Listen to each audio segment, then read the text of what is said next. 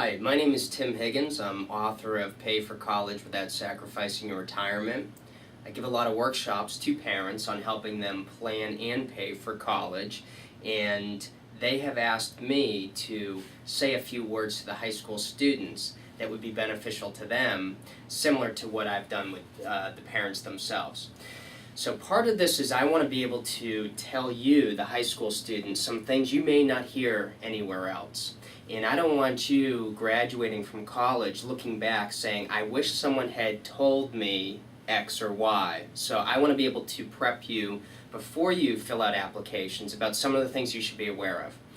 The other reason why I'm doing this is I'm a little bit concerned with some of the things I'm seeing going on in the college planning industry.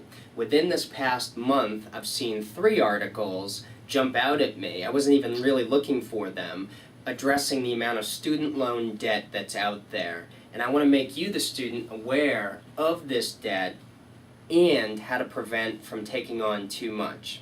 So for example, I was on vacation in Vermont, picked up a local paper, and I read an article about a girl who is $140,000 in debt and can't make ends meet now that she's out of school.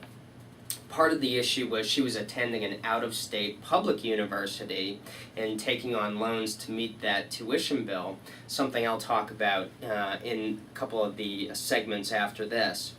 Another story from the New York Times is a girl that's $100,000 in debt, and she's talking about how she admits that she made an emotional decision when choosing a college rather than a rational one. And this is interesting because she's actually admitting that she's making a buying decision, which is exactly what we're doing when we're choosing a school. We're making a buying decision. We want to do that as prudently as possible and as efficiently as possible. But if we let emotions creep in, a lot of times it doesn't work out that way. So I do want to stress that when you're choosing a college and committing financial resources to it, it's just like shopping for a car or a house. We want to find the right fit of school for you, but also make sure that we can afford it. So in terms of taking on too much debt and making you aware of some of the things that you may not hear from other people, the problem becomes that the student loan companies aren't going to tell you you're taking on too much.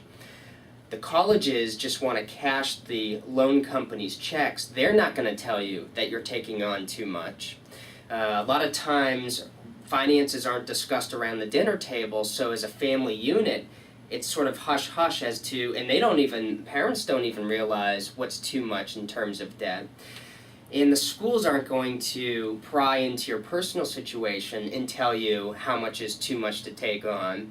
They're more so concerned with the admissions piece and applying and finding the right schools for you. But it has to be a combination of both.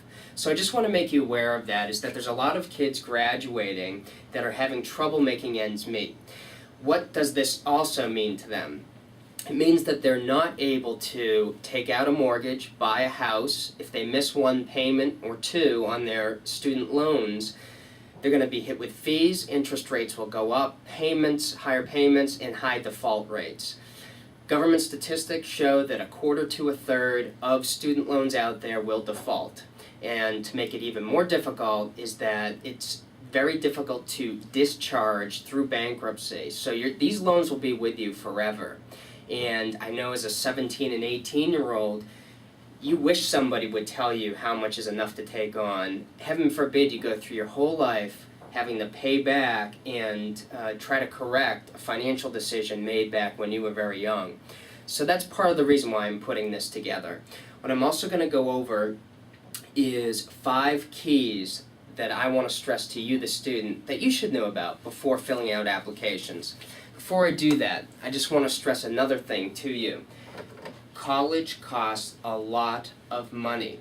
I know you knew this, but I just want to stress it. A lot of the private colleges in the New England area where we are will cost $50,000, if not more, per year. So times 4, that's $200,000 that your family has to come up with. Now think of it from your parents' perspective. What if you have a sibling? So that's 2 kids. Now we're looking at $400,000. 3 kids, $600,000. Whether it's 2, 4, or 6, this is the same amount probably they paid for their house. Can they afford, and can you afford, to take on and make financial commitments that size? I don't know. But what I want to stress to you, because I hear it from all the parents, and they probably will not tell you, is that they are very concerned. They're concerned with how they can make ends meet, they're concerned with how they're going to pay for school, and they're concerned about their own retirement.